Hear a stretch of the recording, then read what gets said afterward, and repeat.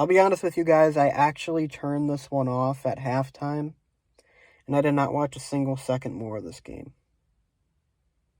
I was that frustrated and disappointed with the team as a whole. And, honestly, I mean, even from Mike Budenholzer's standards, man,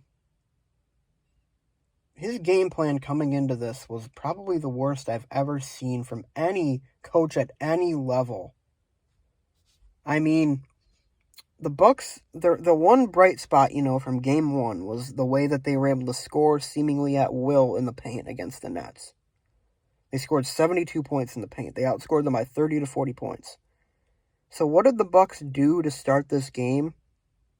They shot almost exclusively jumpers. They shot, I believe, 2 or 3 shots in the restricted area, and they made none of them. They didn't even attempt to attack at times. They just came down the court and pulled up. This has got to be, it can't just be a player thing. It has to be Mike Budenholzer telling him to do that. Because the players aren't that dumb. They know Brooklyn's weakness. Giannis knows Brooklyn's weakness. And yet the entire time he was playing this game, he was playing passive. His first 4 shots were jumpers. It's like he didn't even want to attack Blake Griffin, a guy who he is continually feasted on defensively, or offensively, I should say. He's attacked Blake Griffin a number of times when Blake Griffin has been his primary defender, and he destroys Blake Griffin. I mean, why was he not attacking him? I don't know. I mean, this all leads me back to the coach. He had to have told him that. To shoot jumpers, to shoot their way out of the game. He had to have done that. But, even if you understand basketball just simply at an elementary level, you would have had to know that the Bucks needed to come out in this game and attack inside, because that's the one area that Brooklyn is, their weakest at. I mean, their defense as a whole isn't good, but that was clearly their weakest spot. They don't have any rim protectors, none. And you have Brook Lopez and Giannis Antetokounmpo and Bobby Portis and, just a whole slew of guys who were able to score in the paint. Jrue Holiday, an excellent driver to the rim. And they came out and they just shot jumper after jumper after jumper. And it just kind of, they didn't make hardly any of them. And the Nets, on the other hand, were, being the Nets and making ridiculous shots. And it just kind of built up. And it was a 17-point game at the end of 1, a 24-point game at the end of 2. And at that point, I was like, you know what? I don't even think this is worth my time anymore. Because it's not. If they're not going to try, if they're not going to actually attempt to do what they need to do to win this game and just come down and play it like it's fucking an open gym, then why even watch? I feel bad for doing that for one of my teams, but goddamn, I'm just in shock watching it because of how stupid it was. Just like every time they came up the court, it was like they were settling for an early shot clock pull-up jumper every time. And I think I already said, yeah, Giannis' first 4 shots were all jumpers. How? Why? What's the point of that? He's not a great jump shooter. He's average at best. Why would he do that? Was he told to do that? He's got to be smarter than that, right? He was playing passively the whole game. What was going on?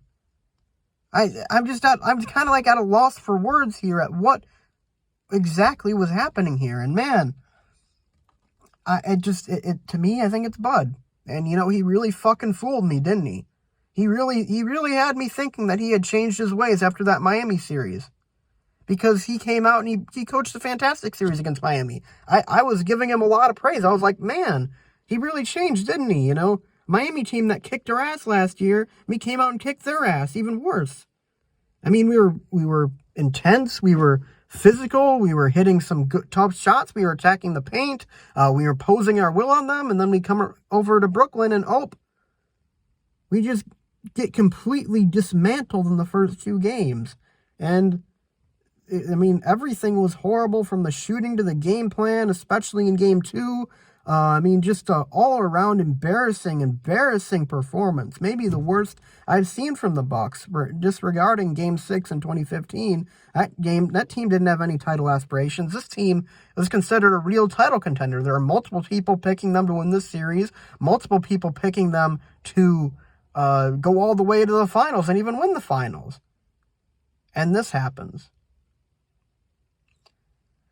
I don't know, but I mean, for where the Bucks go from here, I truly don't think there's much of a chance that they win this series at all. I mean, maybe they steal a game or two in Milwaukee, but I mean, they're not going to win in Brooklyn the way that they're playing there. And James Harden is probably, if he's not out for the whole series, he'll eventually come back, and then Jeff Green too. And at that point, you you couldn't beat them without James Harden and Jeff Green. How are you going to do it now? But I mean, just add it to the list. The never-ending list of disappointments by a Wisconsin sports team in the postseason. It's a cycle. It keeps going round and round and round and round every single time. I get my hopes up with the team, think that they might have what it takes, and boom, they get hit with a massive reality check in the postseason, fall completely on their face, and oh, there it is, I thought they made some good off-season changes last offseason. I thought that they might be a much better postseason team, and I thought I was going to be really right, and in the Miami series looked like it proved my point, but nope. I mean, of course, Brooklyn is a super team, but maybe they just simply have to get rid of Mike Budenholzer. Maybe that's really it. And, I'll fucking pay out of my own pocket to send him on a fucking flight anywhere else. Send him to fucking Portland and have him lose in the second round for them with 5 years until they realize he's garbage too. Yeah, but I mean, not really feeling too confident about the rest of the series. I think we actually do win at least one in Milwaukee, but still,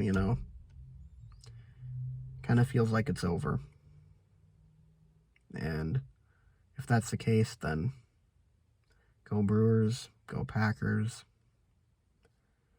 and I'll see you next time.